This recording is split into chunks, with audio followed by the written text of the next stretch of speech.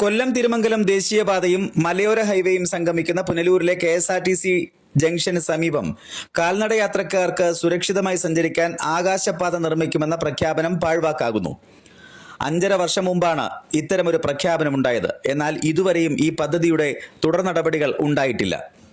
അശാസ്ത്രീയമായ ഗതാഗത നിയന്ത്രണ സംവിധാനമുള്ള KSRTC ജംഗ്ഷനിൽ കാൽനട യാത്രക്കാർക്ക് വലിയ സുരക്ഷാ ഭീഷണിയാണുള്ളത്. KSRTC ഡിപ്പോയിലും അഞ്ചൽ ഭാഗത്തു നിന്ന് വെട്ടിപ്പുഴ പാലത്തിന് സമീപം സ്വകാര്യ വാഹനങ്ങളിലും വന്നിറങ്ങുന്ന യാത്രക്കാർക്ക് ടൗണിന്റെ മധ്യഭാഗത്തേക്കും കച്ചേരി റോഡ് വഴി പ്രധാന സ്ഥാപനങ്ങളിലേക്കും പോകാൻ ആകാശപാത ഉപകരിക്കും. നഗരസഭ ഓഫീസ്, വനം വകുപ്പ് ഓഫീസുകൾ, sub registrar office, mini civil station, taluk headquarters ആശുപത്രി എന്നിങ്ങനെ ഒട്ടേറെ സ്ഥാപനങ്ങൾ സ്ഥിതി ചെയ്യുന്നത് കച്ചേരി റോഡിന് സമീപമാണ്. ഈ ഭാഗങ്ങളിലേക്ക് കാൽനടയായി എത്തുന്നവർ നിലവിൽ അനേകം കടമ്പകൾ കടന്നാണ് അപകടരഹിതമായി കച്ചേരി റോഡിലേക്ക് പ്രവേശിക്കുന്നത്.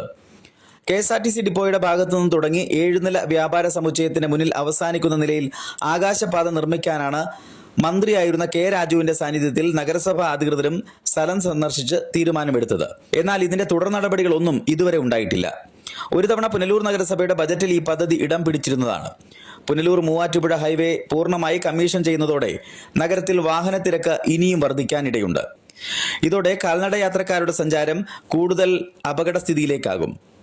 ഇത്തരം പ്രതിസന്ധികൾ ഒഴിവാക്കുന്നതിനാണ് അടിയന്തരമായി ആകാശപാത നിർമ്മിക്കണമെന്ന ആവശ്യം ഉയർന്നിരിക്കുന്നത്.